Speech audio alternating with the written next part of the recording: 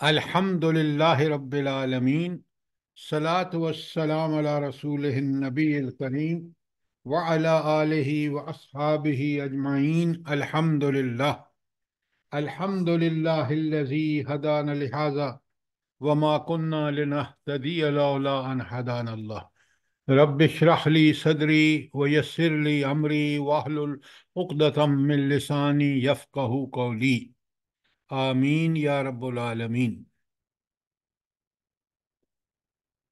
आज हमने आयत नंबर 102 से शुरू करना है और इंशाअल्लाह आज हम सूरह यूसुफ को पूरी तरह पढ़ लेंगे। ये आखिरी हिस्सा है। अच्छा, अब ऊपर तो आपने देखा कि 101 तक सारा हजरत यूसुफ का वाक़या बयान हुआ है और उस पूरी कहानी में से जो जो हिस्से रेलेवेंट थे उनको लेकर अल्लाह रब्बुल आलमीन ने नबी करीम सल्लल्लाहु अलैहि वसल्लम को वो पूरा वाक़या आपके सामने बयान कर दिया। और फिर उसके बयान करने में जो कमाल है, एक तरफ तो आपको याद रखना चाहिए कि ये सूरत सर दरअसल नाजिल हुई थी इस सवाल पर जो पूछा किसने था? कुरैश मक्का ने, मुनकरीन मक्का ने। और पूछवाया किसने था? किसने पूछवाया था? यहूदियों ने सर। हाँ, ये बिल्कुल हमेशा बात सूरत पढ़ते वक्त हमारे सामने रहना चाहिए। यहूदियों को देखें। अब ये जब सूरत नाज़िल हुई है ना तो यहूदी अलर्ट हो गए कि भाई ये तो एक वो नबी जिसका हमारी किताबों में जिक्र है, उस वो तो इन्होंने नबूवत का दावा कर दिया है। और ये नबी आया है बनी इस्माइल में, जबकि बनी इसराइल कौन किसकी औलाद हैं? बनी इसराइल किसकी औलाद है?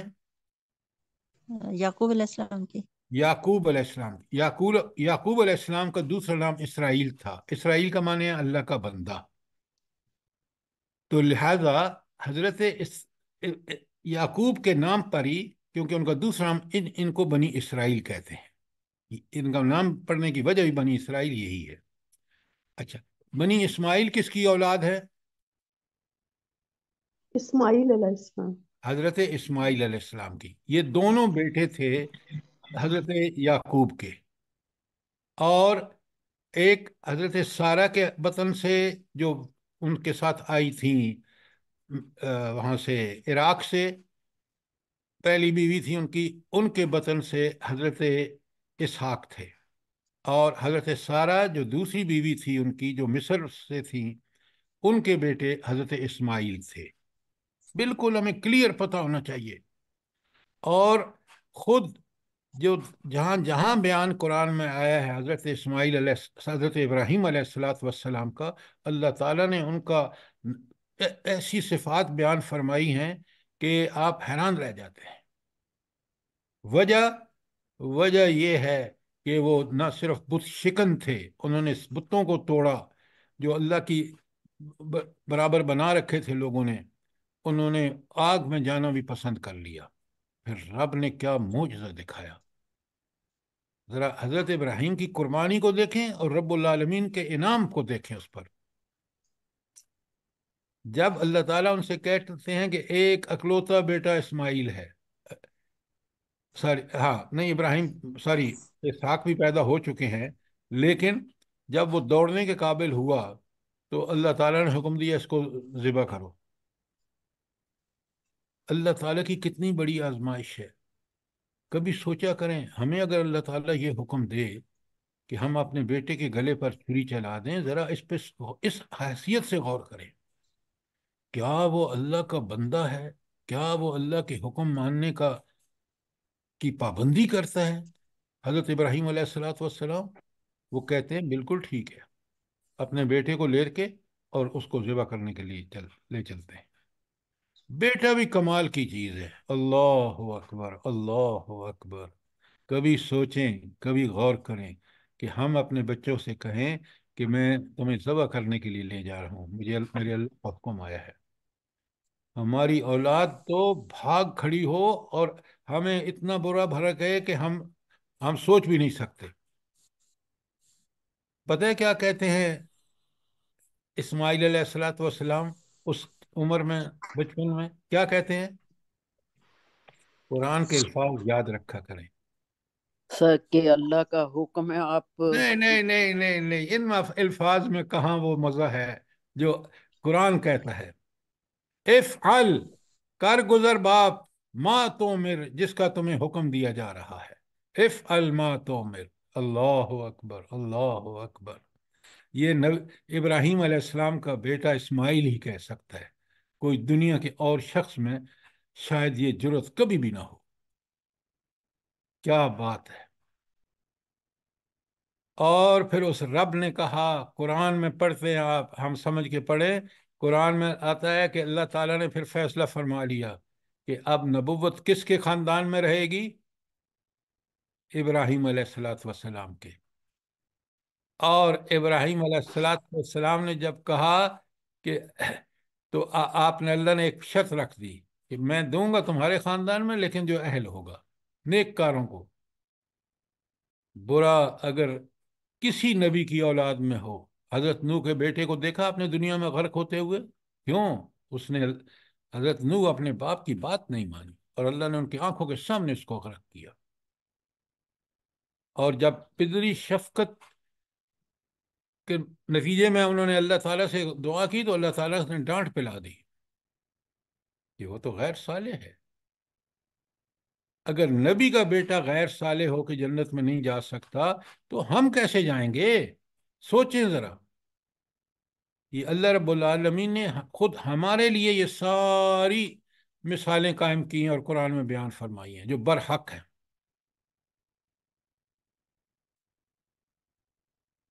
अब आप देखें, हजरत यूसुफ किसकी औलाद में से हैं? जल्दी बताएं। याकूब याकूब अलैहिस्सलाम। की नस्ल। हाँ, इसलिए बनी इसराइल से हैं। अब यहूदियों ने ये सवाल पूछवाया कुरैश मक्का के थ्रू कि ये भाई यहूदी कैसे पहुंच गए थे मिस्र में, हालांकि वो तो फलस्तीन में थे। अब उनका ये पक्का सच्चा ख्याल था यहूदियों का कि ये तो कभी नबी करीम सल्लल्लाहु अलैहि वसल्लम को पता ही नहीं होगा। ना वो मिस्र गए, ना उन्होंने पढ़ा, ना उन्होंने, अनपढ़ वो हैं, तो वो कैसे बताएंगे? लेकिन याद रखें, अल्लाह ताला अपने अंबिया को जो इल्म चाहता है वो देता है। हुजूर नबी करीम सल्लल्लाहु अलैहि वसल्लम ने ये 11 रुकुओं पर मुश्तमिल आयत, 111 आयत बदरिया वही अल्लाह ने इतला दी, आपने सुना दिया आपको। जब ये उनका मुंह मांगा सबूत उनको मिल गया और बिल्कुल बरहक, तो होना क्या चाहिए था? क्या होना चाहिए था? यार वो मान जाते। हाँ बिल्कुल, वो ईमान ले आते कि भाई अब तो हमारा मुंह मांगा जवाब हमें मिल गया है। और जवाब भी अल्लाह ताला ने इस तरह दिया, पूरी आप पढ़ के आए हैं कि अल्लाह ने उसमें नबी करीम सल्लल्लाहु अलैहि वसल्लम का अपना पूरा मुस्तकबिल दिखा दिया।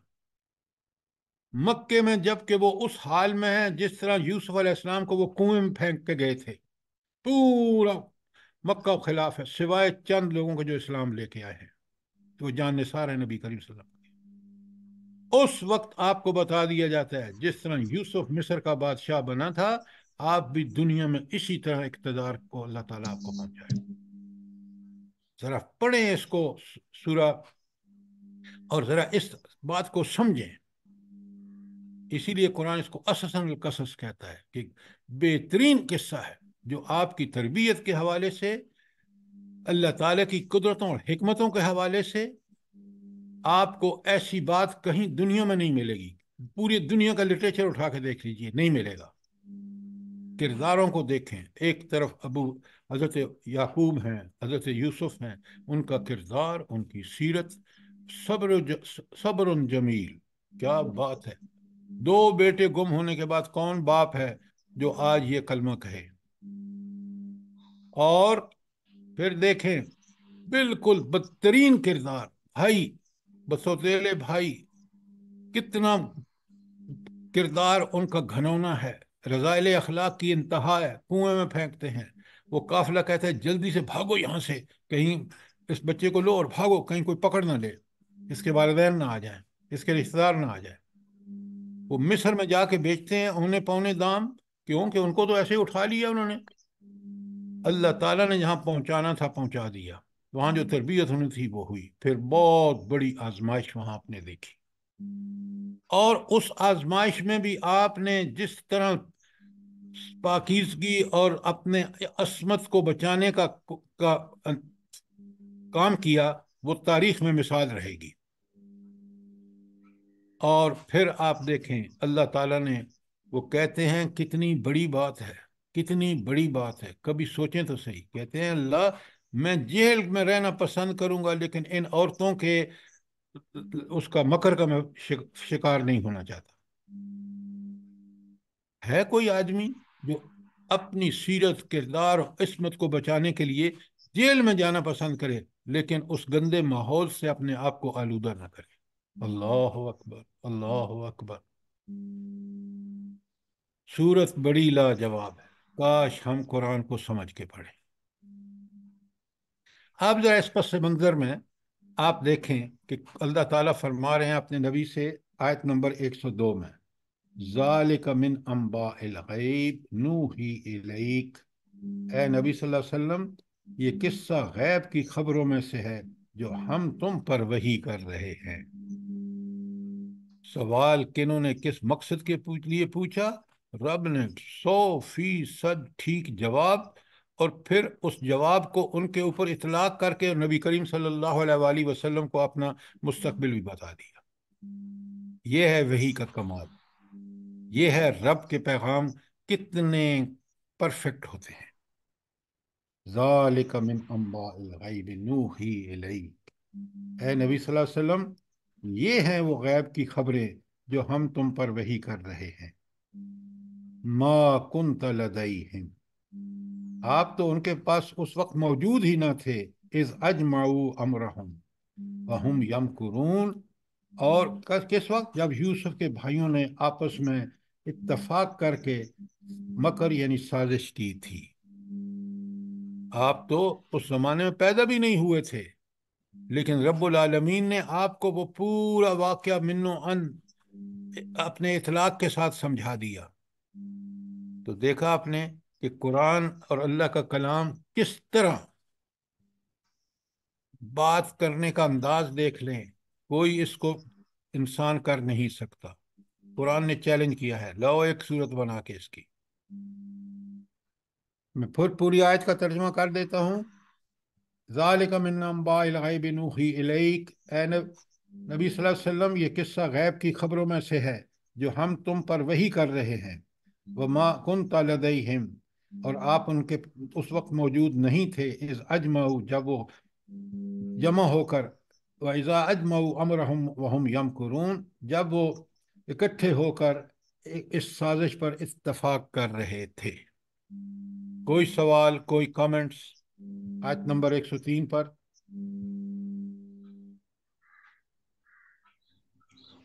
سر اس سے ہمیں یہ بھی تو پتہ چلتا ہے کہ اللہ کے نبی صلی اللہ علیہ وآلہ وسلم کے پاس غیب کا علم نہیں تھا، بس ان کے پاس اتنا ہی تھا جو اللہ تعالیٰ ان کو بذریعہ وحی پہنچاتے تھے، کیونکہ آج کل کے لوگوں کا بہت مسکنسیپشن یہ بھی ہے کہ شاید اللہ کے نبی صلی اللہ علیہ وسلم کو غیب کا کچھ علم تھا۔ تو یہ آیت ہمیں یہ بھی ڈیفائن کرتی ہے کہ اللہ کے نبی صلی اللہ علیہ وسلم کے پاس کوئی علم غیب کا صرف اتنا ہی آتا تھا جو بذریعہ وحی آتا ہو۔ یہ بالکل آپ نے ٹھیک کہا۔ آپ کو ایک بات ایسے لوگوں کو بتانی چاہیے، کیونکہ ہم قرآن میں پوری طرح غوطے نہیں لگاتے نا۔ اللہ خود نبی کریم صلی اللہ علیہ وآلہ وسلم کی زبان سے اللہ تعالیٰ کا لا عالم غیب، لا عالم الغیب، کہ میں خود اعلان کرتے ہیں کہ میں غیب نہیں جانتا۔ پھر دوسری جگہ کہتے ہیں انا بشر مثلکم، میں تمہارے جیسا انسان ہوں، نوحی الیک، فرق یہ ہے تمہارے اور میرے میں انسان ہونے کے ناطے سے تو برابر ہیں، لیکن میری طرف وحی آتی ہے، میری طرف اللہ کے ڈائریکٹ پیغام آتے ہیں، یہ تم میں سے کسی کو بھی حاصل نہیں ہے۔ ہمارے پاس قرآن کے دیے دلائل ہیں، ہم ان کو، اب اس کا کوئی جواب دے سکتا ہے کہ نبی کریم صلی اللہ علیہ وسلم خود کہتے ہیں میں علم غیب نہیں جانتا، اور پھر کہتے ہیں میں تمہارے جیسا انسان ہوں لیکن میرے پاس وحی آتی ہے؟ مسئلہ یہ ہے کہ ہم ان کا منہ بند، قرآن کے دلائل اتنے زبردست ہیں کہ ان دلائل سے ذرا بھی آدمی کے اندر دیانت، امانت اور شرافت ہو تو اس کو مانے بغیر کوئی چارہ نہیں ہے۔ اب آپ کو ایک کام کرنا چاہیے جو میں نے کیا الحمدللہ، شرح صدر اسی طرح ہوتا ہے کہ آپ اس مضمون پہ جتنی آیات ہیں نا ان آیات کو اکٹھا کر لیں، پھر آپ کو جو کانسیپٹ بنے گا، پھر جو آپ کو یقین خود ہوگا پہلے، وہ ایسا حاصل ہوگا کہ پھر آپ اس مسئلے پر آپ کو کسی اور حجت کی، دلیل کی ضرورت نہیں رہے گی۔ اور پھر جب آپ کا یہ یقین ہوگا، اور انہی دلائل جو اتنے فطری ہیں، جیسے میں اس معاملے میں آپ دیکھ رہے ہیں کہ خود اعلان کرا رہا ہے اللہ تعالیٰ حضور نبی کریم صلی اللہ علیہ وسلم سے، لا عالم الغیب، پھر آپ اس کو بیان بھی کر سکیں گے اور آپ سامنے والے کا منہ بھی بند کر سکیں گے۔ سر اور جی سر جیسے حضرت ابراہیم علیہ السلام کا ذکر ہوا، سر قرآن میں بہت ساری جگہ پہ ان کے نام کے ساتھ آتا ہے کہ وہ یکسو تھے، تو پلیز اس ورڈ کو تھوڑا سا ایکسپلین کر دیں کہ یکسو کیا ہوتا ہے؟ یہ یکسو آپ حضرت ابراہیم کے بارے علیہ الصلوۃ والسلام کے بارے میں کہہ رہے ہیں؟ جی جی۔ اچھا، یکسو کہتے ہیں جو بالکل اس کا فوکس ہو، ایک ہدف ہو، اور اس ہدف کی طرف نہ ادھر دیکھے نہ ادھر دیکھے، پوری توجہ اس کی اس ہدف کو حاصل کرنے میں ہو۔ حضرت ابراہیم علیہ السلام کا ہدف کیا تھا؟ میں نے اللہ کے ہر حکم کو ماننا ہے، لہذا آپ دیکھ لیں، آگ میں جانا ہو، بچے کو ذبح کرنا ہو، کوئی معاملہ ہو، اس ہدف میں بالکل وہ پورے یکسو تھے۔ توحید کے تقاضوں کو پورا کرنے میں وہ بالکل یکسو ہیں، فوکسڈ ہیں، اس ہدف سے نہ ادھر ہوتے ہیں نہ ادھر ہوتے ہیں۔ مومن کو اسی طرح یکسو ہونا چاہیے، ہر جو صاحب ایمان ہے، کہ مجھے وہی کام کرنا ہے جو میرے رب نے مجھے حکم دیا ہے، نہ میں ادھر ہٹوں گا نہ ادھر ہٹوں گا۔ اب یکسو کے معنی آگے سمجھ آپ کو؟ جی سر، جزاک اللہ خیر۔ سر جی ایک بات پوچھنی بھی ہے سر جی، یہاں پر قرآن کی بھی تصدیق ہو رہی ہے جس کو وہ جھٹلا رہے تھے، اور نبی کریم صلی اللہ علیہ وسلم کی نبوت کی بھی تصدیق ہو رہی ہے اس آیت میں، آپ ایسے ہی ہے؟ بالکل ٹھیک کہہ رہے ہیں، لیکن انہوں نے تو ماننا تھا ہی نہیں، وہ تو آپ کو زج کرنے کے لیے سوال کر رہے تھے۔ ہمارے لیے بالکل آپ ٹھیک کہہ رہے ہیں کہ ہمارے لیے سب ثبوت اس آیت میں موجود ہیں کہ آپ اللہ کے نبی تھے، آپ کو وحی آتی تھی، اس لیے آپ نے یہ پورا واقعہ من و ان بیان کر دیا جس کا آپ کو سرے سے علم ہی نہیں تھا، یہ بذریعہ وحی آپ کو ملا۔ جی بات ٹھیک ہے کلیئر ہے؟ سر جی، سر جی جزاک اللہ۔ اچھا، اب اگلی آیت دیکھیں، 103۔ سر یہ ولو ہرستا بھی مومنین، ذرا اس کو ذرا واضح کر۔ میں نے تو ابھی پڑھی نہیں ہے، یہ ابھی پڑھ رہا ہوں۔ سر یہ 103 آیت پڑھی ہے آپ نے؟ نہیں نہیں، میں نے تو آپ کے سامنے 102 پڑھی ہے، اب 103 پہ آئیے۔ وما اکثر الناس سے، یہ وہی ہے جس کو آپ سوال کر رہے ہیں۔ وما اکثر الناس سے ولو حرست بمؤمنین، مگر تم خواہ کتنا ہی چاہو، ان میں سے اکثر لوگ مان کر دینے والے نہیں، یہ ایمان نہیں لائیں گے۔ اے نبی صلی اللہ علیہ وسلم، آپ جتنا بھی چاہیں ان میں سے کچھ لوگ ایمان نہیں لائیں گے۔ کیا مطلب ہے؟ آپ ان کے سامنے جتنے مرضی دلائل دے دیں، کچھ لوگ ایسے ہیں کہ وہ اس پر ایمان نہیں لائیں گے۔ آپ بڑے غور سے سنیے، بہت اچھا سوال کیا آپ نے۔ ایمان لانے کے لیے آپ یہ دیکھیں کہ مکے والے نبی کریم صلی اللہ علیہ وسلم کو مانتے ہیں، یہ صادق بھی ہیں اور امین بھی ہیں، پورا مکہ مانتا ہے۔ آپ اس واقعے کو دیکھیں نا، جب وہ حجر اسود کی دوبارہ تنصیب کر رہے تھے، رکھنے کا مسئلہ تھا، پوری دنیا نے نعرے لگائے کہ جب انہوں نے دیکھا کہ نبی کریم صلی اللہ علیہ وسلم اس دروازے سے آ رہے ہیں تو وہ فیصلہ ٹھیک کریں گے۔ لیکن جو ہی آپ نے اعلان فرمایا نبوت کا اور اللہ تعالیٰ کی توحید کا اعلان کیا، تو اس مکے کی اکثریت 99% لوگ جو تھے وہ آپ کے خلاف ہو گئے۔ کیوں؟ یہ یاد رکھیں، جب انسان برائی پر کر کر کے اپنے دل کو مطمئن کر لیتا ہے، اپنے اندر سے وہ جو فطری جذبہ اللہ نے رکھا ہے نیکی کی پہچان اور برائی کو برا سمجھنا، نیکی کو اچھے سمجھنا، جب وہ مٹا دیتا ہے، پھر وہ اس کا اتنا عادی ہو جاتا ہے کہ وہ انبیاء کی دعوت کا انکار کر کے ہی رہ سکتا ہے، اور وہ انکار کرتا ہے۔ بالکل آج آپ اپنے ملک میں دیکھ لیں، دور مت جائیں، اکثریت کو دیکھ لیں، اگر یہ ایمان والے ہوتے تو ہم ایسے بددیانت، جھوٹے، مکار نہ ہوتے۔ تو اکثریت اس لیے ایمان نہیں لاتی کہ انہوں نے اپنے حق کو قبول کرنے کی صلاحیت ختم کر دی ہے۔ نوٹ کریں، اکثریت اس لیے ایمان نہیں لاتی کہ انہوں نے اپنے اندر جو صلاحیت تھی ایمان کو قبول کرنے کی، وہ انہوں نے ختم کر دی ہے، اس کو باقی نہیں رہنے دیا، کر کر کے برائیاں، اپنی فطرت کو برائی پہ آمادہ کر لیا ہے۔ حالانکہ اللہ تعالیٰ نے فطرت کو پیدا ہی اس طرح کیا کہ اس کو نیکی اچھی لگتی ہے، برائی بری لگتی ہے، نیکی کرنے میں مزہ آتا ہے، برائی سے نفس لوامہ ٹوکتا ہے، جو اندر نفس لوامہ اللہ نے بنایا ہے۔ بڑا اہم سوال تھا، قرآن نے اس 4-5 حرفوں میں، لفظوں میں جواب دے دیا کہ اکثریت، اور اس کے ساتھ یہاں خود نبی کریم صلی اللہ علیہ وآلہ وسلم کو تسلی دی ہے اللہ نے کہ آپ جتنا چاہیں وہ یہ ایمان نہیں لائیں گے۔ کیوں؟ انہوں نے اپنی فطرت کو مسخ کر دیا ہے، ان میں اب وہ صلاحیت باقی نہیں رہی کہ یہ حق کو قبول کرے۔ کیوں؟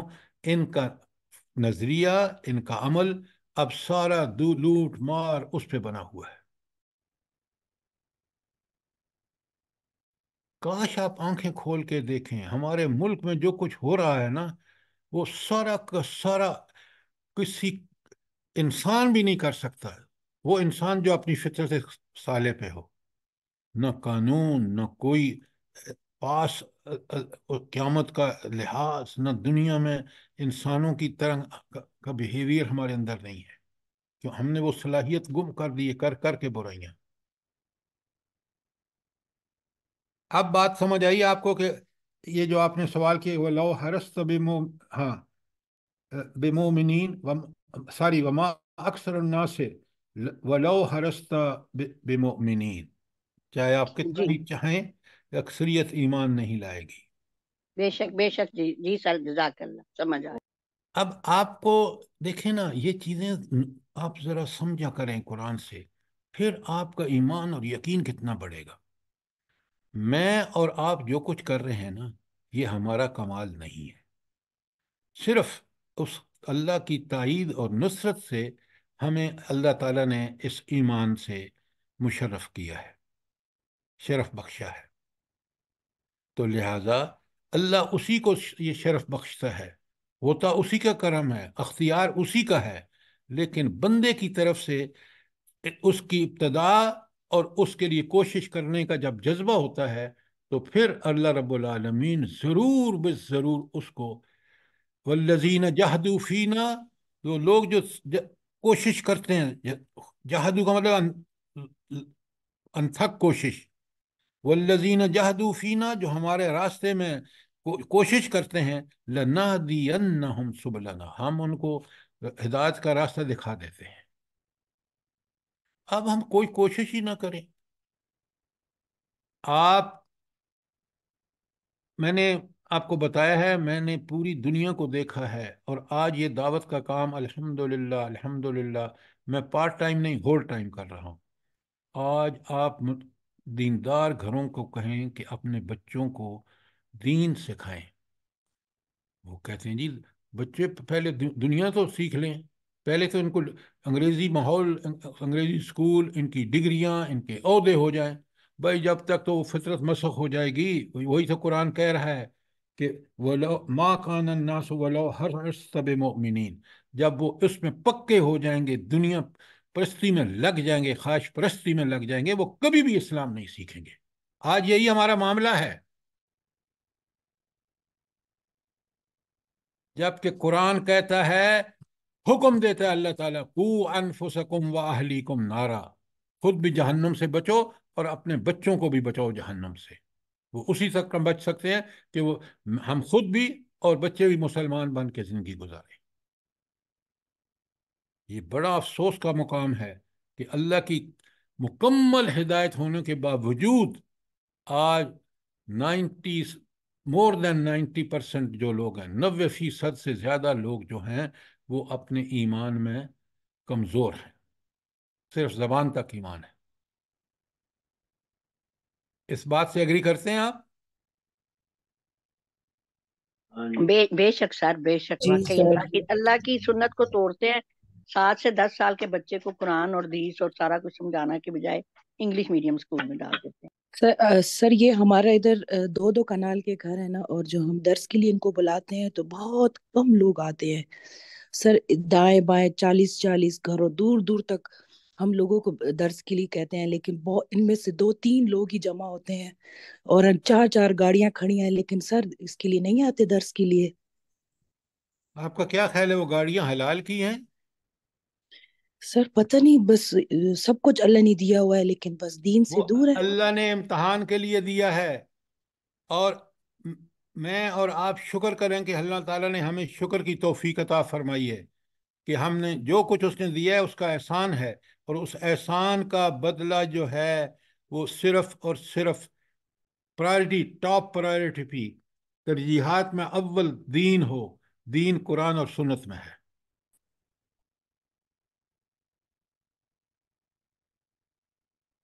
تو اب ہم چلتے ہیں آیت نمبر 105 پہ، نہیں سوری، 104۔ 104 پہ۔ جی اچھا، اب یہاں ذرا اس حالات کو بالکل اس میں چلے جائیے، اس کو اپنے پیش نظر رکھیے کہ ایک طرف نبی کریم صلی اللہ علیہ وآلہ وسلم سیرت و کردار دیکھ لیں، وہ ان کو خود کہتے ہیں نبوت سے پہلے کہ آپ صادق بھی ہیں اور امین بھی ہیں۔ اور یہود جو ہیں ان کی بدبختی دیکھیں، ان کے ساری تورات اور انجیل بار بار ان سے کہہ رہی ہے کہ ایک نبی آئے گا، اور اللہ تعالیٰ نے انبیاء سے بھی عہد لیا، اور ان کی امتوں سے بھی عہد تھرو انبیاء ہے۔ کیا عہد تھا؟ کہ اللہ تعالیٰ سے انہوں نے، اللہ تعالیٰ نے عہد لیا ان انبیاء سے کہ میرے بعد، تمہارے بعد جب بھی کوئی نبی آئے، تم نے اس کو بالکل ٹھیک ٹھیک ماننے کا حق ادا کرنا ہے، اس کا دست و بازو بننا ہے۔ ہونا تو یہ چاہیے تھا کہ بنی اسرائیل اپنے اگر تورات اور انجیل پر بھی ان کا ایمان ہے تو پھر ان کو چاہیے تھا کہ وہ فوراً نبی کریم صلی اللہ علیہ وآلہ وسلم کی اپنی کتابوں کی ہدایت کی بنیاد پر ایمان لاتے۔ لیکن آپ دیکھ رہے ہیں کس طرح مخالفت کر رہے ہیں، کس طرح اپنی کتابوں کو پس پشت ڈال کے نبی کریم صلی اللہ علیہ وسلم کی مخالفت کر رہے ہیں، کس طرح مشرکین مکہ کے دست و بازو بن رہے ہیں۔ تو اللہ تعالیٰ اپنے نبی کو پھر تسلی دیتے ہیں کہ اللہ فرماتے ہیں وَمَا تَسْأَلُهُمْ عَلَيْهِ مِنْ أَجْرٍ، آپ تو اس کے بدلے میں جو ایسا نظام زندگی ان کو دے رہے ہیں، بتا رہے ہیں کہ جس نظام زندگی میں ان کو جو ہے وہ سراسر ان کی بہتری ہے دنیا اور آخرت میں، اور یہ سارا کام بلا اجر آپ کر رہے ہیں، اور یہ جو کتاب اللہ کی قرآن مجید ہے، اور جو حضور نبی کریم صلی اللہ علیہ وسلم کی احادیث مبارکہ ہیں، وہ تو کیا ہے؟ ان ہوا الا ذکر للعالمین، یہ تو نصیحت ہے سارے جہانوں کے لیے، قیامت تک کے لیے اب یہ نصیحت ہے۔ یہی وہ نصیحت ہے جس پہ عمل کر کے انسان دنیا میں بھی کامیاب ہو سکتا ہے اور آخرت میں بھی۔ آج دیکھ لیں آپ، ہم نے اس نصیحت، اس قرآن و سنت کو چھوڑا ہے، ذلت اور پستی کی انتہا دیکھ لیں۔ کس طرح اس ملک میں مظلوم ترین لوگوں کو جیلوں میں ڈالا جاتا ہے، مارا پیٹا جاتا ہے، آپ کے سامنے ہے سب۔ یہ وہ چیزیں ہیں جو اللہ کے عذاب کا باعث ہوتی ہیں، اور اگر ہم نہ سنبھلے، یقین مانیں اللہ کی سنت بالکل یہی ہے کہ مہلت پر بھی اگر کوئی قوم معافی مانگ کے توبہ تائب ہو کے اللہ کی طرف رجوع نہیں کرتی، تو پھر اللہ اس کو ضرور بے ضرور، سنت اللہ کی۔ اللہ ہمیں جلد از جلد اس بات کو سمجھنے کی توفیق عطا فرمائے۔ تو اللہ تعالیٰ اپنے نبی سے کہہ رہے ہیں کہ ما تسألہم علیہ من اجر، اس ساری انتھک کوشش آپ کے مخالفتوں کے باوجود آپ ان سے کوئی اجر تو نہیں مانگ رہے کہ وہ ان کو کوئی چٹی دینی پڑ رہی ہے، نعوذ باللہ۔ ان ہوا الا ذکر للعالمین، جس کام کی طرف بلا رہے ہیں، جس قرآن کی طرف بلا رہے ہیں، وہ تو نصیحت ہے۔ وہ نصیحت بھی کس کی طرف سے ہے؟ رب کی طرف سے ہے، اور سارے جہانوں کے لیے تا قیامت ہے۔ کتنی بڑی تسلی اور کتنا بڑا سبق ہے ہمارے لیے، تسلی نبی کریم صلی اللہ علیہ وسلم کے لیے۔ کوئی سوال، کوئی کامنٹ؟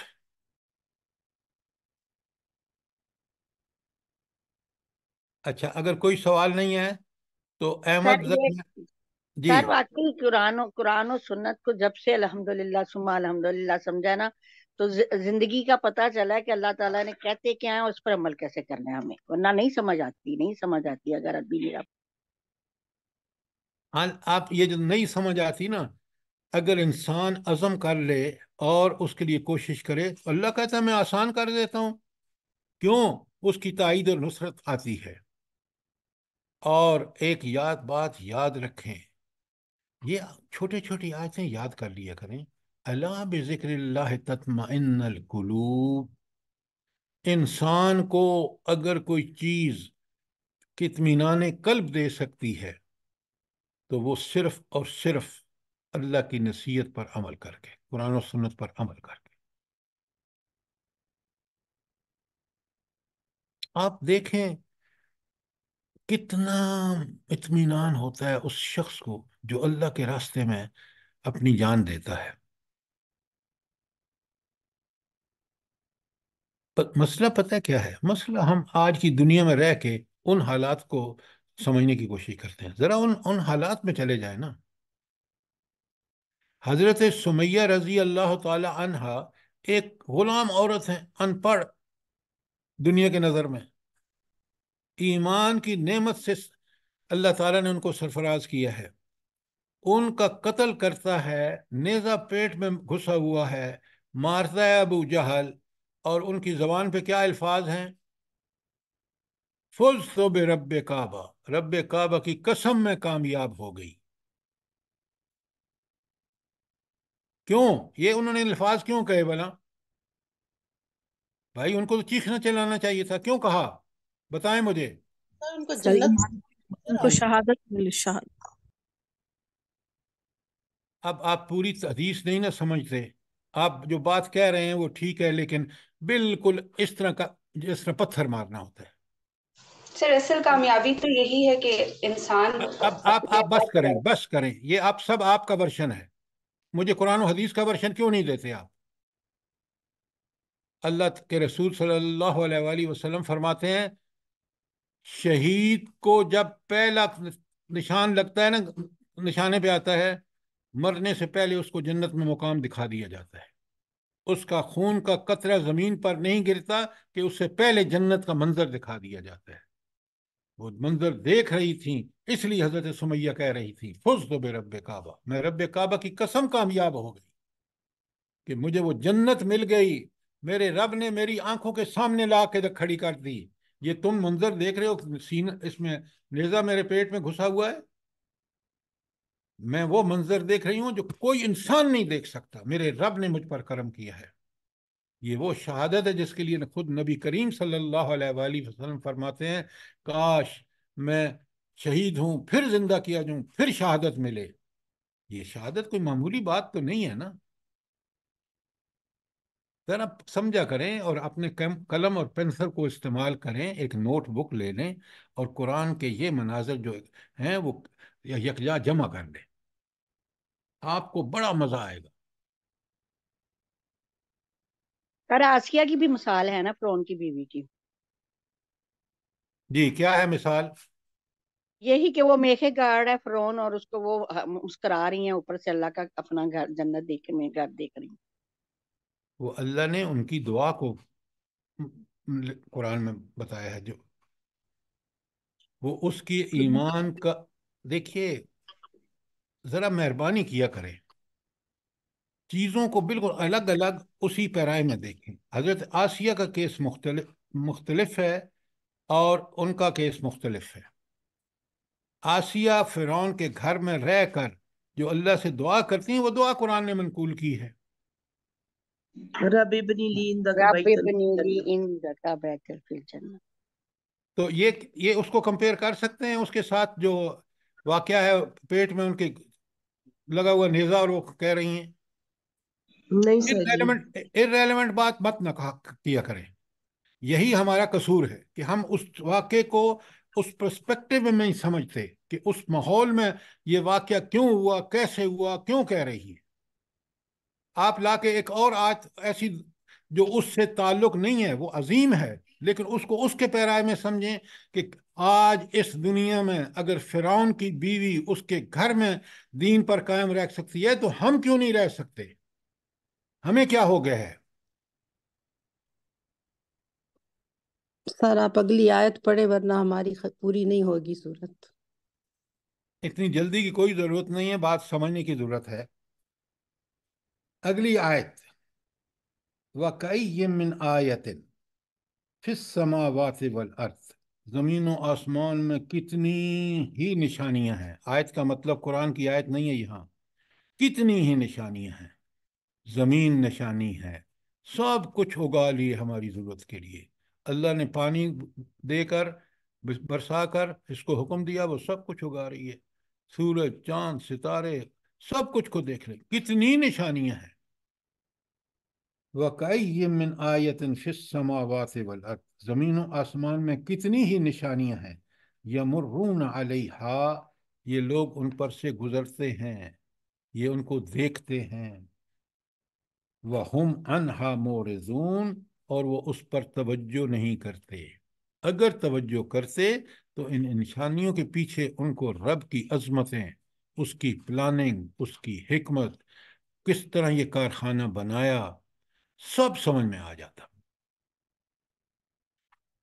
اچھا یہ ساری جو چیزوں کو مسخر کیا اللہ نے، ہماری خدمت پہ لگا دی ہے، اللہ تعالیٰ نے یہ کیوں کیا؟ اللہ تعالیٰ نے کیا بتایا ہے؟ بتائیں کہ نا ان مجھے. پر غور و فکر کیا جائے اور ان سے پھر نصیحت حاصل کی جائے. سر کیا کہ انسان اللہ نصیحت؟ کو اللہ تعالیٰ نے اپنا سر نائب بنایا ہے. ہماری اہمیت کے لیے، ہماری کس کے لیے؟ ہمیں اللہ نے بتایا کہ تم اتنے اہم ہو، تمہارے لیے ہم نے سب کچھ بنایا اور تم میرے لیے ہو. بات آپ نے ٹھیک کی ہے. یہ ساری زمین، آسمان، کائنات اللہ تعالیٰ نے بنائی ہے. اس کو جب ہم اس کا ٹھیک ٹھیک بغور مطالعہ کریں گے، سمجھیں گے، اللہ نے ہمیں عقل دی ہے، ہم فوراً اس بات پر پہنچ جائیں گے غور و فکر کے بعد کہ کمال ایک ہستی کا ہے جس نے ان کو بنا کے ان کے ذمے یہ ایک ایک کام لگایا، اور وہ کام کس عمدگی سے کر رہے ہیں، یہ صرف اللہ تعالیٰ کی ذات ہے. یہ ہے نشانیوں کا الٹیمیٹ کہ ہم اس رب کی عظمتوں کو پہچان لیں. جب ہم پہچانیں گے ان نشانیوں سے، ہمارا ایمان، اللہ پر یقین، اللہ کی قدرتوں، اس کی عظمتوں، اس کے طاقتوں، اس کے اقتدار، اس کے اختیار، اس کی علم اور اس کی حکمت پر ایسا پکا ہوگا. لیکن ہم بھی گزرتے ہیں گدھوں کی طرح، جانوروں کی طرح.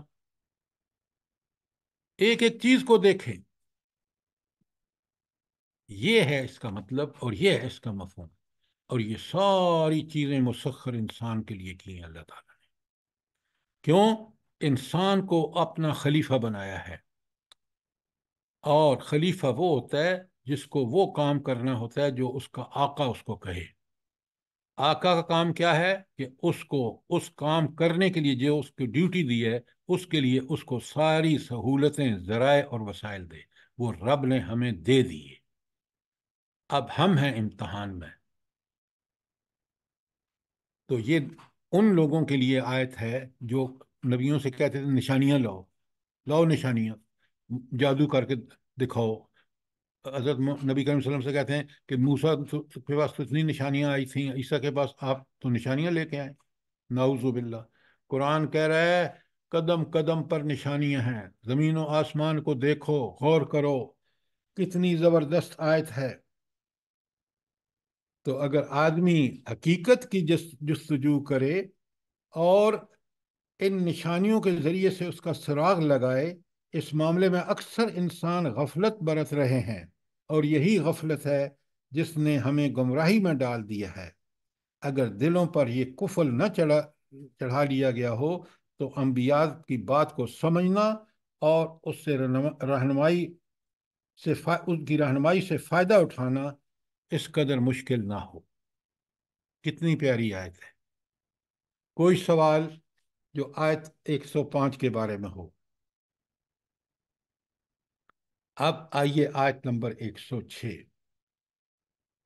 وَمَا يُؤْمِنُ أَكْثَرُهُمْ، ان میں سے اکثر اللہ کو مانتے ہیں مگر إِلَّا وَهُمْ مُشْرِكُونَ، مگر اس طرح کہ اس کے ساتھ دوسروں کو شریک ٹھہراتے ہیں. بالکل یہ مثال ہم پر صادق آتی ہے اس وقت مشرکین مکہ پر کہ ہم اقرار سب کرتے ہیں کہ اللہ، زبان سے بھی کہتے ہیں اللہ سپریم ہے، عمل میں اس چیز کو کبھی پریکٹس نہیں کرتے، کبھی بھی نہیں کرتے. کرتے ہیں تو پارشلی کہ چلو نماز کا بھی موڈ آیا تو پڑھ لی، جمعے کی پڑھ لی، عید کی پڑھ لی، سود بھی کھا رہے ہیں، سب کچھ کر رہے ہیں. میں نے 1000 دفعہ آپ کے سامنے پڑھی ہے سورہ بقرہ کی آیت 85.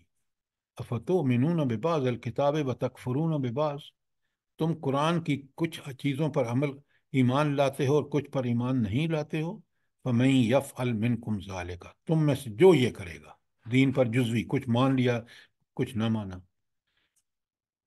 ومن یفعل منکم ذالک، تم میں سے جو یہ کام کرے گا، الا خزی فی الحیات الدنیا، اس کے لیے دنیا میں ذلت، و یوم قیامت یردون الی اشد العذاب، اور قیامت کے دن سخت ترین عذاب کی طرف لوٹائے جائیں گے. یعنی دین پر جزوی عمل کرنے والے دنیا اور آخرت میں دونوں میں ذلیل ہو. مجھے کسی ثبوت کی آپ کو دینے کی ضرورت نہیں. آپ اپنے ملک کو دیکھ لیں، آج امت مسلمہ کو دیکھ لیں. یہ ہے جزوی عمل کرنے کا نتیجہ کہ ذلت. ہماری پٹائی کون کر رہے ہیں؟ سب سے اللہ کے مغضوب جو یہودی اور عیسائی ہیں. کیوں؟ اس لیے کہ ہم نے جزوی دین پر عمل کیا. اور اللہ حکم دیتے ہیں سورہ بقرہ کی آیت 208 میں، یہ لکھ لیں. پہلی ایک جو میں نے پہلی پڑھی ہے وہ بقرہ کی 85 ہے، یہ بقرہ کی 208 ہے. کتنا پیارا حکم ہے رب العالمین. ادخلوا فی السلم کافہ، پورے کے پورے دین میں داخل ہو جاؤ. ہر معاملے میں، ہر جگہ، ہر وقت آپ کو کوئی بھی معاملہ ہو، سیاسی، معاشرتی، معاشی، اخلاقی، عبادت کے لحاظ سے، عقیدے کے لحاظ سے، وہ سارے کے سارے کامل اور اکمل طریقے سے ہمیں قرآن و سنت سے لینے ہوں گے اور اس پہ عمل کرنا. یہ ہے قرآن کا میسج. اچھا، اب ایمان لاتے ہیں اور پھر ساتھ شرک بھی کرتے ہیں. کیا مطلب ہے؟ بہت آسان ہے. آپ دیکھیں نا، دعویٰ ایمان کا ہے اور پھر ساتھ عمل نہ کرنے کا بھی جواز. وہ فلاں صاحب چھڑا لیں گے جی، نبی کریم صلی اللہ علیہ وآلہ وسلم ہمیں چھڑا لیں گے. بھائی آپ دیکھ رہے ہیں کہ قرآن بار بار کہہ رہا ہے آمنوا وعملوا الصالحات، یہ کرائٹیریا ایک ہوگا. ایسی کسی سفارش کا وجود قرآن میں نہیں ہے کہ جس میں کوئی شخص اللہ کی اجازت کے بغیر وہاں کھڑا اور کہے کہ میرے مریدوں کو چھوڑ دو. وہ تو خود مصیبت میں ہوں گے. لہذا پہلا کہ بہت سارے لوگ مشرک ہیں، یہ ہے ہمارا مشرک بننے کا ذریعہ صلہ، کہ ہم نعوذ باللہ اب جیسے یہاں ہم رشوت دے کے کوئی سواری لڑا کے، وہاں وہاں بالکل نہیں ہوگا. ہاں صرف ان کیسز میں جو مارجنل کیسز ہوں گے، کہ پاس نمبر 50 تھے اس کے 48 یا 49 آ گئے، اس کو اللہ تعالیٰ جو ہے وہ پھر اس کے لیے جو ہے معافی ہوگی. اس کے نیک اعمال میں جس میں مثلا اگر روزہ یا قرآن سے اس کا تعلق ہے تو وہ اس کو فائدہ دے گا. اس کو اللہ تعالیٰ سفارش کرنے کی اجازت دیں گے. خود حضور نبی کریم صلی اللہ علیہ وآلہ وسلم سے کس قدر محبت، آپ کی سنتوں پر کس قدر عمل کیا، اللہ تعالیٰ ان کو بھی اجازت دیں گے کہ وہ بھی ہماری یہ جائز سفارش ہے. اور وہ باقی ساری کی ساری جو ہیں قرآن کہتا ہے اس کا وجود ہی کوئی نہیں. تو آپ کو یہ بات سمجھ آ گئی آیت 106 میں کہ یہ کہ ایمان لانے والے بھی اکثر مشرک ہیں؟ کوئی سوال، کوئی کامنٹ؟ آیت نمبر 107، افآمنوا ان تأتیہم غاشیۃ من عذاب اللہ، کیا یہ لوگ مطمئن ہو گئیں گے کہ اللہ تعالیٰ کا عذاب، ہاں کیا یہ لوگ مطمئن ہو گئے ہیں کہ اللہ تعالیٰ کا کوئی عذاب انہیں دبوچ لے؟ کیوں؟ یہ کس کا معاملہ ہے؟ منکرین عذاب کو دھمکی دی جا رہی ہے. وہ جو نبی کو کہتے ہیں نا لے عذاب، تو اللہ کہتے ہیں اللہ تو اتنا طاقتور اور پاورفل ہے کہ کسی وقت بھی ان کو عذاب دے سکتا ہے، لیکن اس کے عذاب دینے کا ایک طریقہ ہے. نبی بھیجتا ہے، وہ دعوت دیتا ہے، وہ انکار کرتے ہیں، وہ پھر مہلت دیتا ہے، اور جب اس مہلت سے بھی فائدہ نہیں اٹھاتے تو پھر اللہ نے، آپ دیکھ لیں قوم عاد، قوم سمود، قوم فرعون، سب کو دیکھ لیں، ماضی میں سب آپ کی آنکھوں کے سامنے ہے. ایک تو یہ کہ ان کا اللہ تعالیٰ کا عذاب ان پر آ جائے، یا وَتَأْتِيهِمُ السَّاعَةُ، یا قیامت کی گھڑی آ جائے بغتتاً، اچانک. کیونکہ وہ جب ایسی آئے گی نا قیامت کی گھڑی، پتہ ہے حدیث میں آتا ہے کہ ایک بندہ گیا ہوگا بازار میں، اس کو واپس آنے کی مہلت ہی نہیں ملے گی، بس قیامت آئی اچانک. وَهُمْ لَا يَشْعُرُونَ، اور ان کو شعور بھی نہیں ہوگا کہ یہ قیامت آ گئی. آیت نمبر 107 کلیئر ہے؟ میں ان کو اور ہم کو دونوں کہا جا سکتا ہے نا، ان کو بھی شعور نہیں ہوگا اور ہم کو بھی شعور نہیں ہوگا کہ قیامت آ گئی. تو آج ہم انہی کی جگہ تو ہیں. یہ قرآن ان کے لیے تو صرف نہیں آیا، یہ قرآن ہمارے لیے بھی آیا ہے، قیامت تک کے لوگوں کے لیے ہے. اس لیے جب میں پڑھ رہا ہوں تو میں ان میں شامل ہوں، مجھے ہدایت دی جا رہی ہے. اب شرک سے برات کا اعلان، بڑی پیاری آیت، ہر آیت پیاری ہے.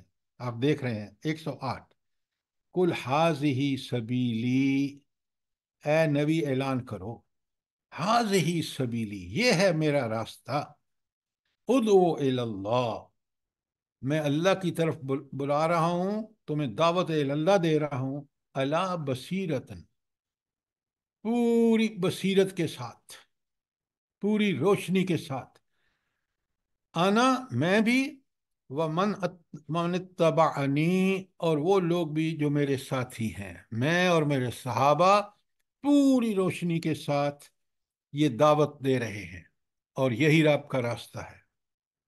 آپ ذرا بڑے غور سے سنیے کہ یہ دعوت کو اللہ کے رسول کہتے ہیں کہ میں پوری بصیرت سے یہ دعوت دے رہا ہوں، دعوت اللہ. تو بصیرت کا مطلب کیا ہے؟ کہ نمبر 1 لکھیں کہ یہ دعوت پوری دلائل کے ساتھ ہے. نمبر 2، یہ دعوت غیر معقول نہیں ہے، یہ تمہاری فطرت کی آواز ہے. اس دعوت میں نیکی کرنا اور برائی سے بچنے کی دعوت ہے، یہ تمہاری فطرت کا بھی تقاضا ہے. اور دوسری بات یہ کہ نہ صرف سراسر معقول، مدلل، فطرت کی آواز اور علم کی پوری روشنی لیے ہوئے ہے. یہ ہے دعوت اسلام، یہ ہے اس کی کمال. تو اللہ کے رسول کہتے ہیں کہ میں اور میرے صحابہ اس دین کی دعوت پوری بصیرت کے ساتھ دے رہے ہیں. وسبحان اللہ، جس اللہ کی طرف سے یہ دعوت آئی ہے نا، وہ وسبحان اللہ، وہ ہر عیب سے پاک، ہر کمزوری سے پاک، وہ کامل اور اکمل ہستی.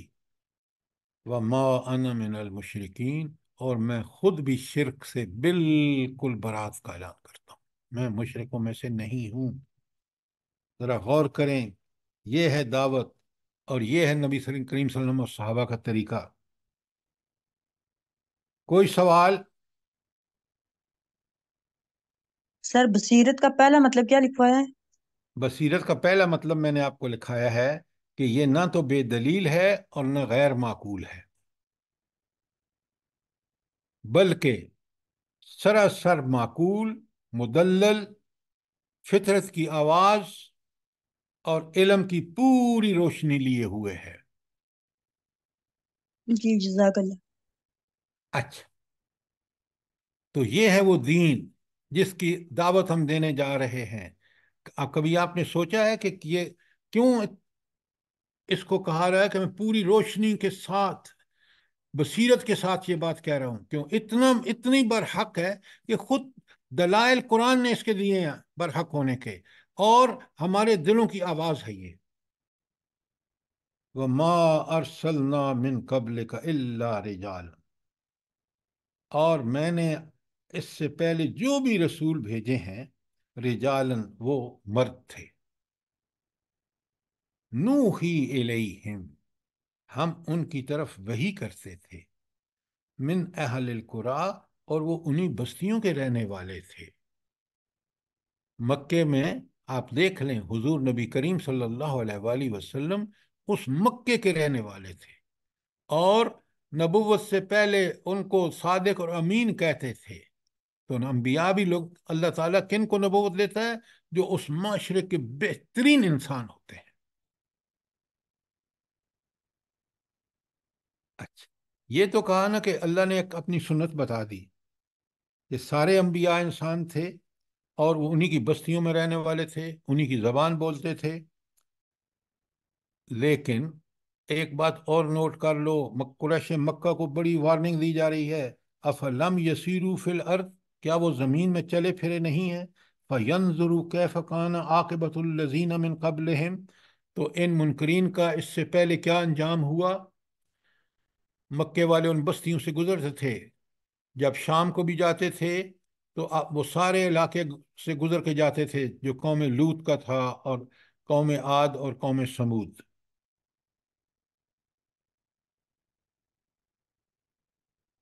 تو پھر میں پڑھ رہا ہوں، وما ارسلنا من قبلک، ہم نے آپ سے پہلے نہیں بھیجے، الا مگر، کون؟ رجالن، مرد، نوحی الیہم، ہم ان کی طرف وحی کرتے تھے. من اہل القریٰ، وہ انہی بستیوں کے رہنے والے تھے. افلم یسیروا فی الارض، کیا وہ زمین میں چلے پھرے نہیں ہیں؟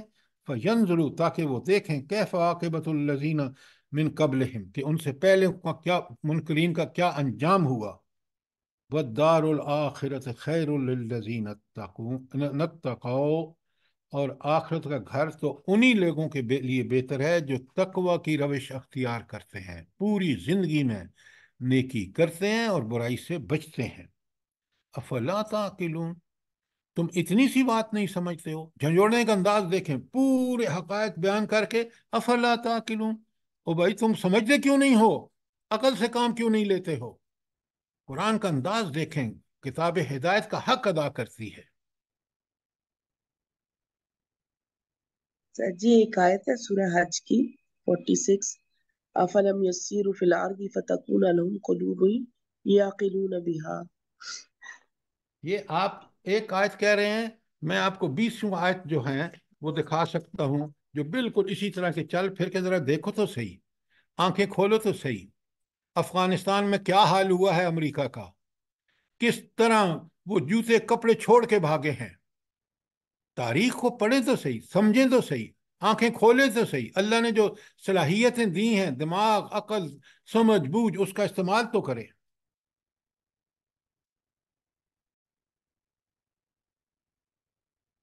अब देखें ना, यहाँ एक बड़ी छोटी सी बात आपको जाहिर बज़ाहिर नजर आती है, लेकिन कुरान ने कमाल आखिर में पैगाम दिया है। भले इस आयत में वो कौन सा जुमला है जो बहुत ही जबरदस्त है? आयत 109 में बताएं मुझे,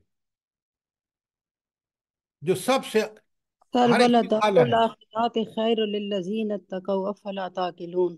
अल्लाह, बहुत खूब, बहुत खूब। आखिर का घर मिलेगा किसको? किसको? परहेजगारों को, जो कुरान और हदीस पे चलेंगे और जो मेरे रब मुत्तकीन, मुत्तकीन। ने तकवा इख्तियार किया। आयत को पढ़ के भी आप उसमें से लफ्ज जी छोड़ जी, रहे हैं। अफ़ला ताक़िलून। अल्लाह कहते हैं लिल्लज़ीना आखिर का तक़ौ। घर बेहतर है जिनका जो तकवा अख्तियार करते हैं। जी, तकवा नाम है कुरान लिल्लज़ीना और तक़ौ। सुन्नत पे अमल करने का। पहले लफ्ज को वही इस्तेमाल करें जो कुरान ने किया है। तो हम देखें, मुत्तकी वो है जो अल्लाह के हुक्म की पाबंदी करे जिंदगी के हर मौके, हर हाल, हर वक्त।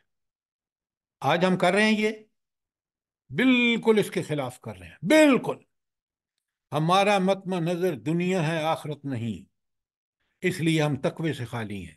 जब तकवा नहीं होगा तो जिल्लत और पस्ती होगी। कुरान ने दुनिया और आखिरत का तकाबुल करके भी समझाया है।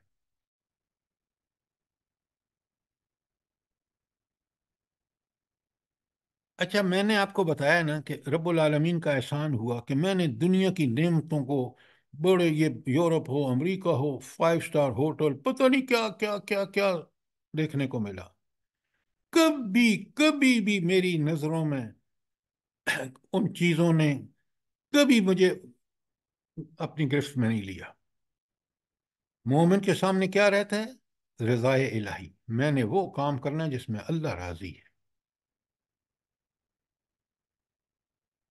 इतनी जिंदगी आसान हो जाती है। और नेम उन याशियों में पड़ने वालों का हाल मैंने देखा है कि वो इंसानियत से खाली होते हैं। बस वो, उनको उसकी जो शैतान हसीन बना के दिखाता है, वहाँ के माहौल, वहाँ के पार्टियाँ, वहाँ के फलाना फलाना फलाना गंदगियाँ, यकीन माने एक मोमिन का वहाँ दिल नहीं लगता। क्यों? मोमिन का दिल उसी चीज में लगता है जो उसका रब चाहता है। रब चाहता है कि मैं बुराई से बचूं, इसी में मुझे मजा आता है। मेरा रब चाहता है मैं नेकी करूं, मैं नेकी करके ही मुझे वो मजा आता है जो किसी दुनियावी अय्याशियों में पढ़ के नहीं आता।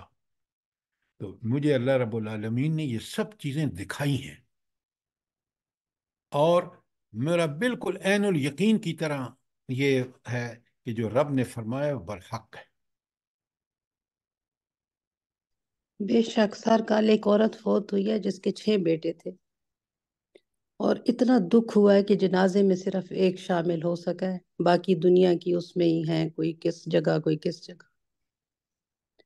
और उस माँ के बारे में अल्लाह रसूलुल्लाह सल्लल्लाहु अलैहि वसल्लम ने क्या फरमाया है? बताएं, क्या बताया है? उसके आप पाँव के नीचे जन्नत है। सुभान अल्लाह, जो बेशक। उसकी खिदमत से महरूम रहा और उसको राजी नहीं किया, अल्लाह ताला कहते हैं मेरी रजा तुम्हारे वालिदैन की रजा में है।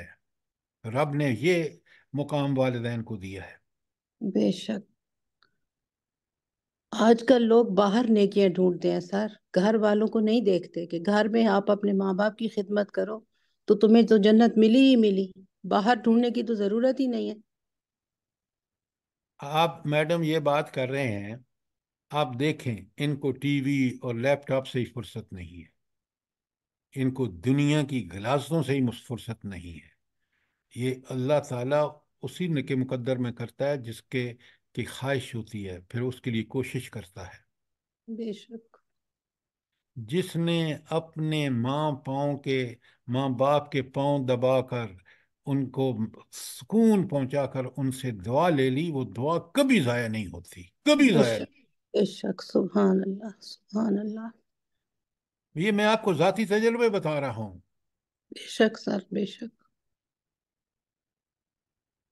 اب آ جائیے آیت 110 پہ۔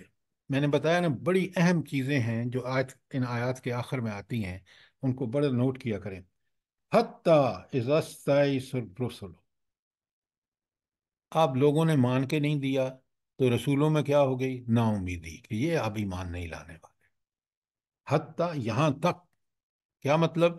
کہ انہوں نے دعوت دی، اللہ نے مہلت دی، اس کے باوجود حتیٰ یہاں تک اذا استیأس الرسل، جب نہیں سر، آپ نے ایک آیت چھوڑ دی ہیں جی، کل ھذہ سبیلی ادعو الی اللہ۔ کس کی نہیں بات؟ نہیں، ٹھیک پڑھ رہے ہیں، سر ٹھیک یہ پڑھ رہے بھی ہیں سر، 110 ٹھیک پڑھنے۔ پڑھ رہے ہیں، 110 پہ سے آپ ٹھیک پڑھ رہے ہیں سر۔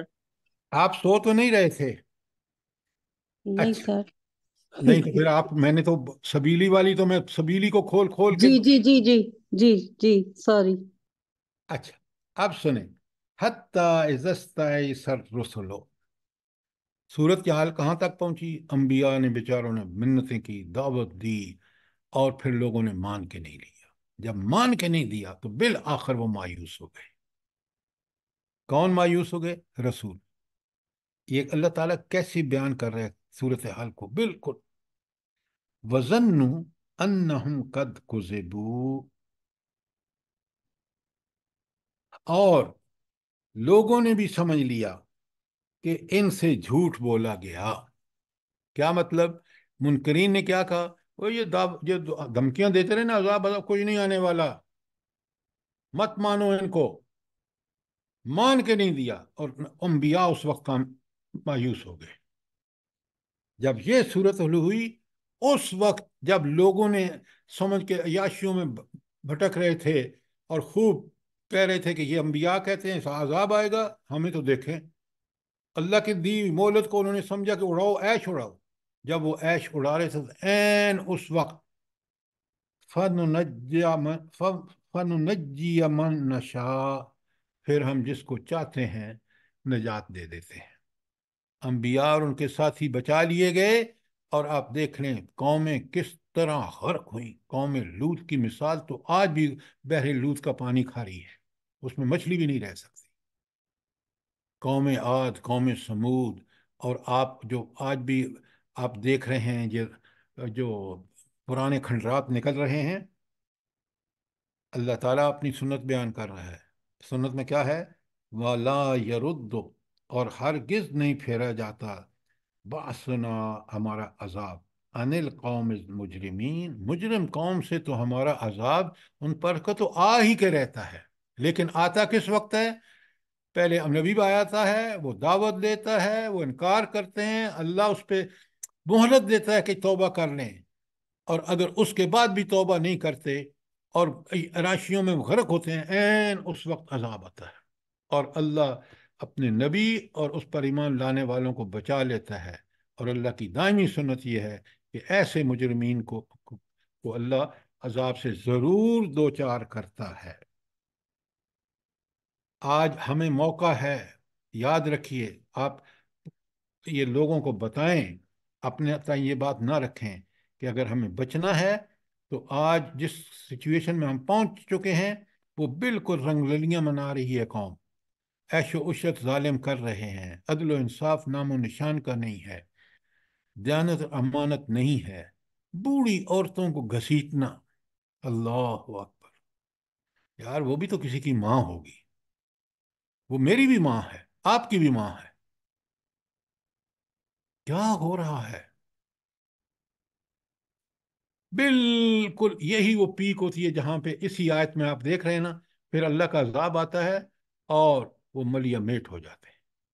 یہ اللہ کی سنت ہے، یہ دائمی سنت ہے، یہ آج بھی قائم ہے۔ بات کو سمجھیے، دوسروں کو سمجھائیے، تاکہ کچھ لوگ جو اللہ کی توفیق سے، اللہ ان کو توفیق دے اور ان میں ہمت ہو کہ وہ ہدایت پہ قائم ہو جائیں، وہ بچ جائیں گے۔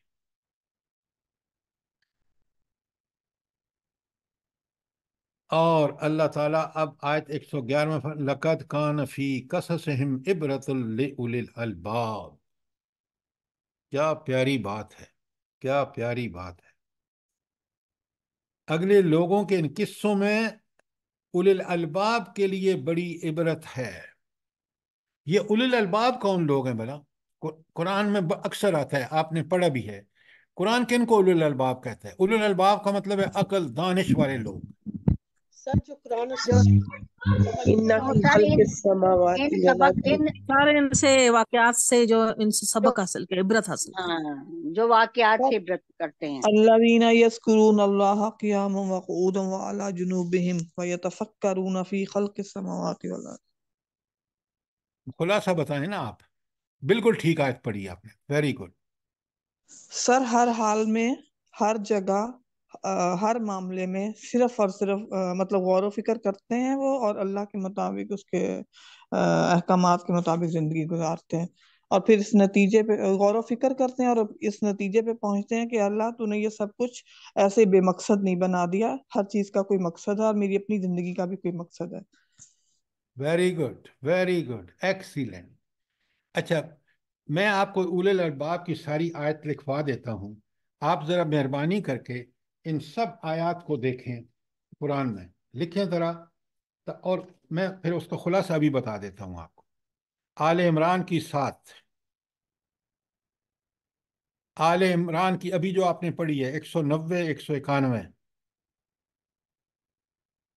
یوسف کی 111،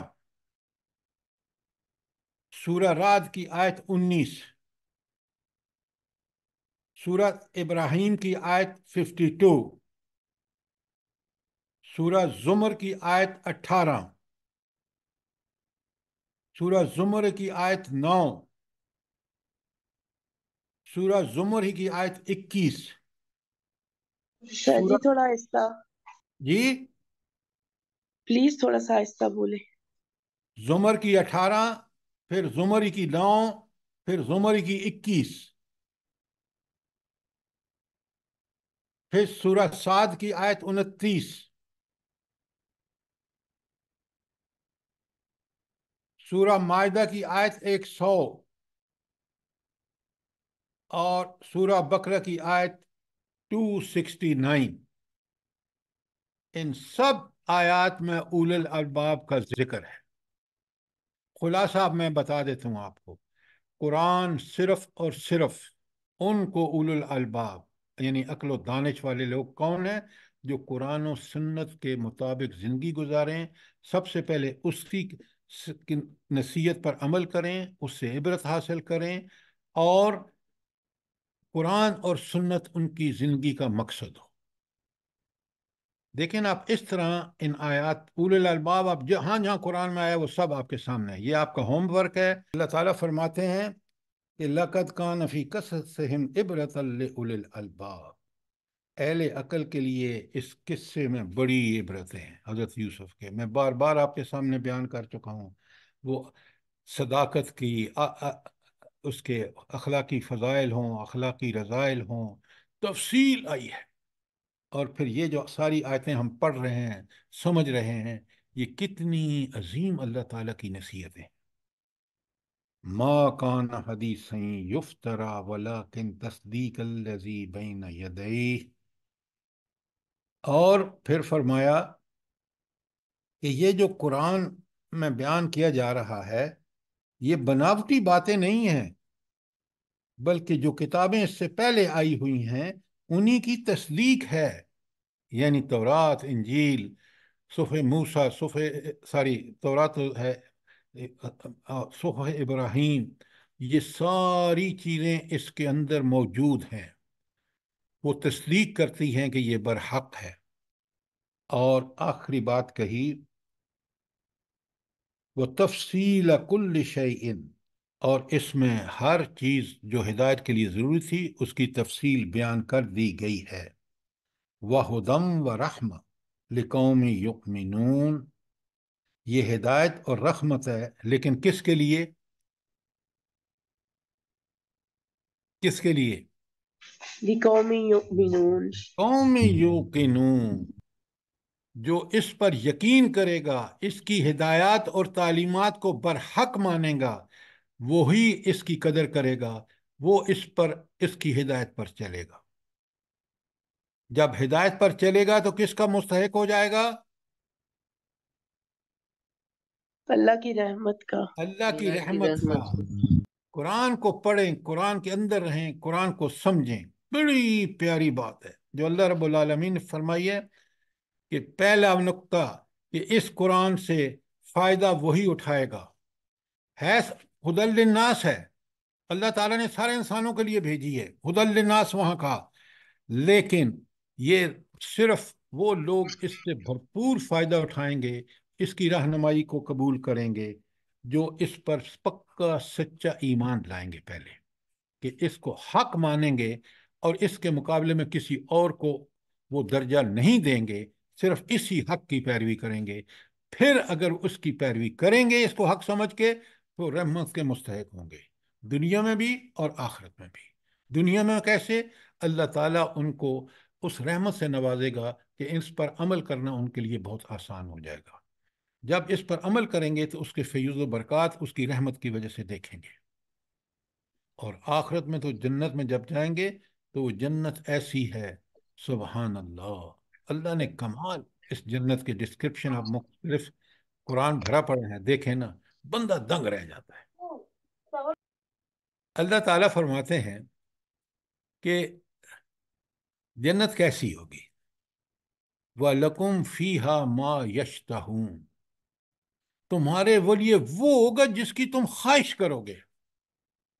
दुनिया में मिलता है बंदे को अपनी ख्वाहिश के, उसकी ख्वाहिश के मुताबिक? बताएं मुझे। हरगिज नहीं, हरगिज नहीं। ये जन्नत सिर्फ ऐसी चीज है। रसूलुल्लाह सल्लल्लाहु अलैहि वसल्लम फरमाते हैं, न किसी आंख ने देखा है, न किसी कान ने सुना है कि कितनी खूबसूरत है वो जन्नत। अल्लाह ताला मुझे भी और आपको इसी जन्नत के हुसूल के लिए हम सरगर्म रहें, और हम इस दुनिया को दारुल इम्तिहान समझ के इसमें ज़िंदगी गुजारें, और फिर अल्लाह ताला से उम्मीद रखें कि अल्लाह ताला हमें ज़रूर अपनी रहमतों से नवाजेगा। कोई सवाल, कोई कमेंट? ये ख़त्म हो गया। आमीन सुम्मा आमीन सर। कल आप पढ़ के आएंगे पहला रकू सूरह राद का, तो इंशाल्लाह कल से हम सूरह राद शुरू करेंगे इंशाल्लाह। इंशाल्लाह।